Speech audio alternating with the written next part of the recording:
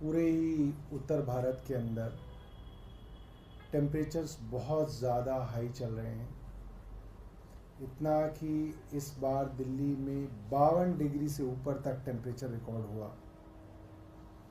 रातों को भी जो पहले थोड़ा मौसम और टेम्परेचर कम होता था वो भी अब कम नहीं हो रहा, वो भी करीब 38 डिग्री तक, मिनिमम टेम्परेचर भी 38 डिग्री तक रह रहा है, जो कि काफ़ी ज़्यादा चिंता की बात है। ऐसे में स्वाभाविक है कि लोगों की पानी की डिमांड बढ़ती है,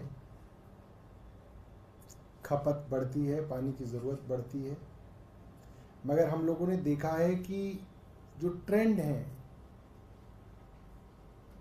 दिल्ली के अंदर पानी मूलतः 2 राज्यों से आता है, हरियाणा से और उत्तर प्रदेश से, और बड़ा हिस्सा दिल्ली का हरियाणा से आता है। हरियाणा की यमुना नदी और उसके अंदर जो कैनाल है उनके ज़रिए ये पानी आता है। 613 MGD, 613 million gallons per day के हिसाब से ये पानी हरियाणा से दिल्ली में आता है और इससे दिल्ली के लोगों की पूर्ति होती है। और जो ट्रेंड है, मैं आपके सामने ट्रेंड रखना चाहूँगा, हम आपको व्हाट्सएप पे शेयर भी करेंगे। ये दिखाता है कि जो दिल्ली की टोटल प्रोडक्शन है वो करीब 1005 MGD के आसपास है, जिसमें से 613 MGD के करीब जो है वो हरियाणा से आता है। उस 613 MGD के आने की वजह से दिल्ली की सामान्य प्रोडक्शन आप मान सकते हैं 1000 MGD के आसपास की है। और मैं आपको जून के शुरुआत से बताऊंगा कि जून 1 को ये प्रोडक्शन करीब 998 थी, 998.95, तो आप कह सकते हैं 999। जून 2 को 1002 MGD प्रोडक्शन पानी की, जून 3 को 1002 MGD, जून 4 को 1004 MGD, जून 5 को 1003 MGD। और जैसे ही लोकसभा के चुनाव के रिजल्ट्स आ गए, आप देख सकते हैं कि जून 7, जून 6, 7, 8, 9, 10, 11, 12 से लेकर 21 जून तक का डेटा हम आपको दिखाएंगे।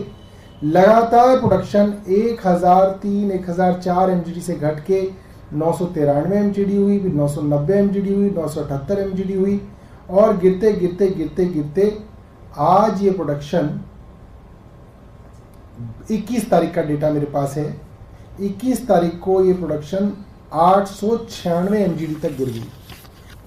तो ये डेटा में साफ है, इसके अंदर मुझे नहीं लगता कि इसके ऊपर कोई बहस हो सकती है, क्योंकि दिल्ली के अंदर जब पानी आता है तो हमारे पास फ्लोमीटर्स हैं। हम फ्लोमीटर से नापते हैं, स्टैंडर्ड तरीका है कि कितना पानी दिल्ली के अंदर आ रहा है।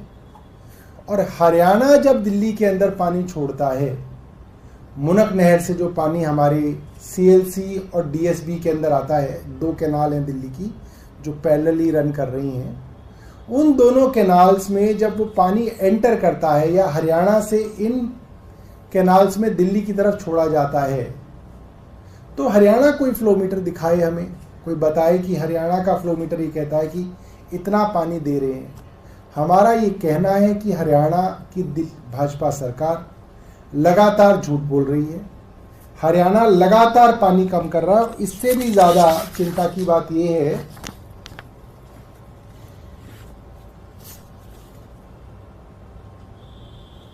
कि अभी तक जब आतिशी अनशन पे बैठी, उस दौरान तक तो 100 MGD की कमी पानी की प्रोडक्शन के अंदर थी, मगर उनके अनशन को के बैठने के बाद करीब 17 MGD पानी और हरियाणा ने कम कर दिया। ये मैं आपको 21 जून के डाटा के हिसाब से बता रहा हूं।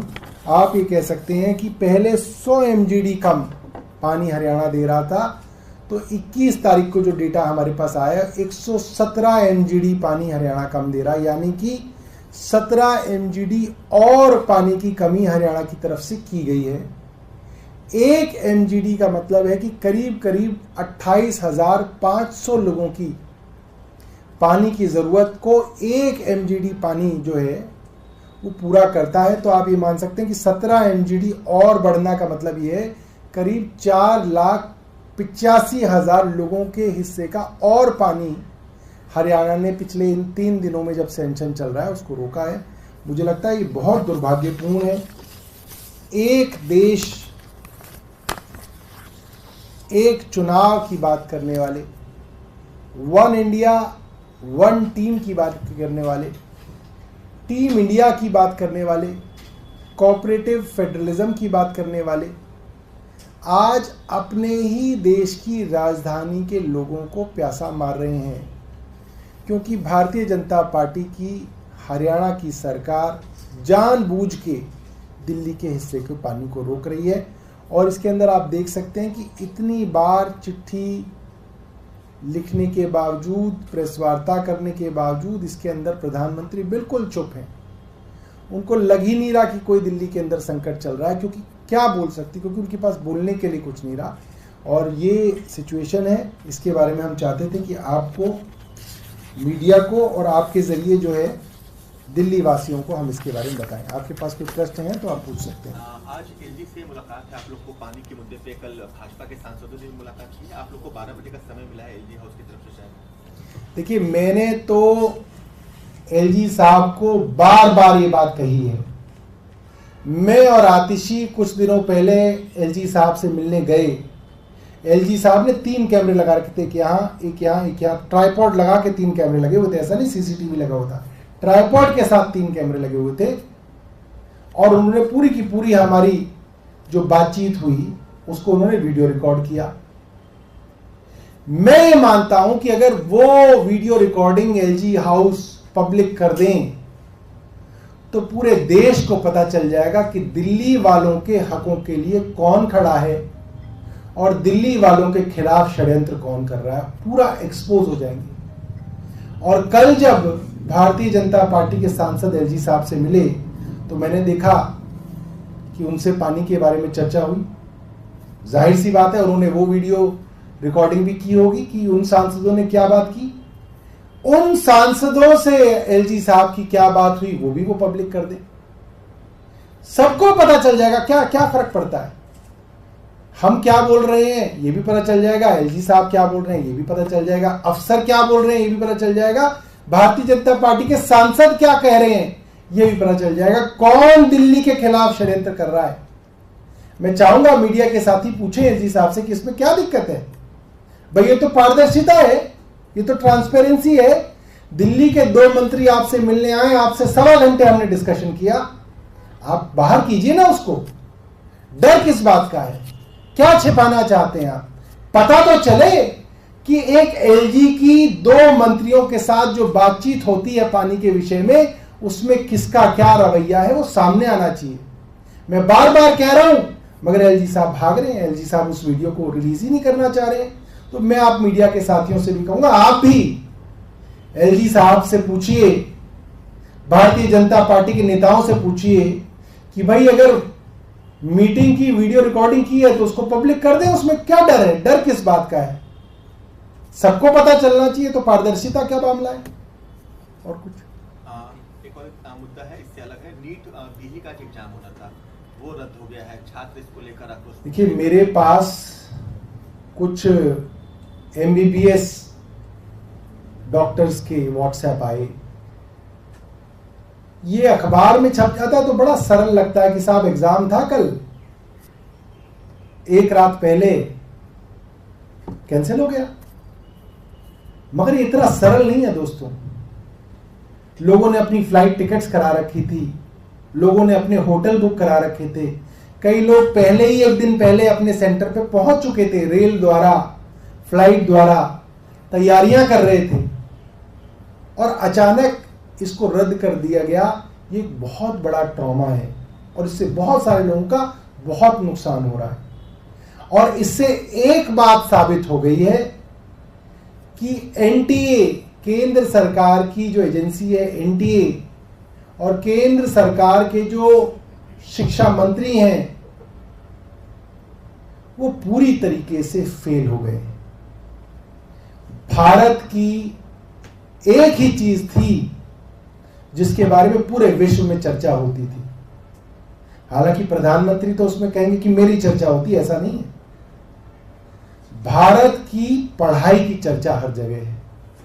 आज भारत के सॉफ्टवेयर इंजीनियर्स का परचम पूरे सिलिकॉन वैली के अंदर इसलिए लहरा रहा है क्योंकि भारत की कंप्यूटर साइंस की पढ़ाई, इंजीनियरिंग, उसके मायने हैं।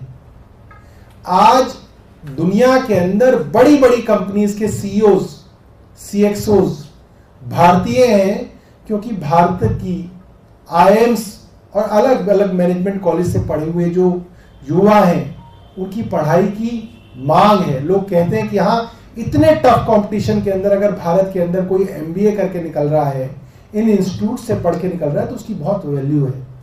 भारत के डॉक्टर्स की, आप यूके चले जाइए, यूएस चले जाइए, जितने बड़े बड़े रिसर्च इंस्टीट्यूट हैं, जितने बड़े बड़े हॉस्पिटल्स हैं, उनके अंदर सबसे शानदार काम करने वाले जो प्रोफेशनल्स हैं, सुपर स्पेशलिस्ट हैं, हेड ऑफ द डिपार्टमेंट हैं, आपको हैरानी होगी, सब भारतीय हैं। क्योंकि भारत की एमबीबीएस की, पोस्ट ग्रेजुएशन की, सुपर स्पेशलिटी की बहुत मांग होती थी, बहुत वैल्यू होती थी, बड़ी विश्वसनीयता होती थी। आज इस सरकार ने उस सब को ध्वस्त कर दिया। लाखों लोग जिनके बच्चों ने एनटीए दिया, वो तो 24 लाख परिवार तो वो हैं जिनके बच्चों ने इस बार नीट का एग्जाम दिया। वो 24 लाख लोग भी हैं, परिवार भी हैं जिनके बच्चे इस साल देने वाले हैं। वो 24 लाख परिवार भी हैं जिनके बच्चे अगले साल देने वाले हैं। वो सब 3-3, 4-4 साल से, 2-2 साल से तैयारी करते हैं नीट की।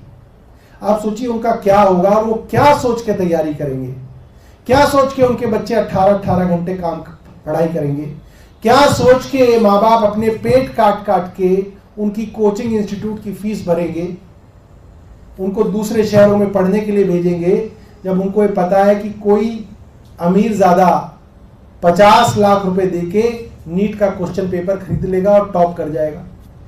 आप सोचिए कितना बड़ा आघात देश की पूरी शिक्षा व्यवस्था के ऊपर इस सरकार ने किया है। ये माफ करने योग्य नहीं है। इस मंत्री को तुरंत बर्खास्त किया जाना चाहिए। चीफ को हटा दिया गया है, इसको किस तरह से देखते हैं? और सीबीआई इस पूरे मामले की जांच कर रहा है, आपको लगता है कि जो असल आरोपी हैं वो पकड़ में आ भी पाएंगे? देखिए, सीबीआई पे तो हमें भरोसा नहीं है। सीबीआई पे तो भारतीय जनता पार्टी को ही भरोसा नहीं था यूपीए की सरकार के दौरान। सीबीआई तो सरकार का तोता है। सीबीआई अगर जांच करे तो सुप्रीम कोर्ट के जज के अधीन सुप्रीम कोर्ट मॉनिटर्ड इन्वेस्टिगेशन हो या पार्लियामेंट की जॉइंट पार्लियामेंट्री कमेटी इसकी जांच करे। वरना एक बात सोचिए कि जिस संस्था ने ये पूरा का पूरा गड़बड़ झाला भ्रष्टाचार किया है वो केंद्र सरकार की संस्था है और सीबीआई भी केंद्र सरकार की संस्था है। उसी सरकार की एक संस्था उसी सरकार की दूसरी संस्था की कैसे जांच कर सकती है? ये तो बेवकूफ बनाने वाली बात है। का बदला जाना आपको लगता है कि लीपापोती हो रही है या फिर असर? ये सिर्फ जो है लीपापोती है, इससे कोई फर्क नहीं पड़ना है। ये सरकार डिफाइंड मोड में थी। पहले तो ये सरकार कहती थी कुछ गड़बड़ हुई नहीं। अब हर राज्य से इनके कच्चे चिट्ठे सामने आ रहे हैं, गवाह सामने आ रहे हैं, सबूत सामने आ रहे हैं कि नीट के एग्जाम से पहले बच्चों के पास क्वेश्चन पेपर था, उनको एक सेफ हाउस में पटना के पास ले जाया गया, वहां पे उनको क्वेश्चन पेपर दिया गया, उनके मोबाइल अलग रखवा लिए गए, उनको एक कार के अंदर एग्जामिनेशन सेंटर ले जाया गया और वापस लाया गया ताकि वो किसी और से बात ना कर सकें, किसी को बता ना सके कि क्वेश्चन पेपर आ गया। तो ये तो बिल्कुल एक ऑर्गेनाइज्ड गिरोह है।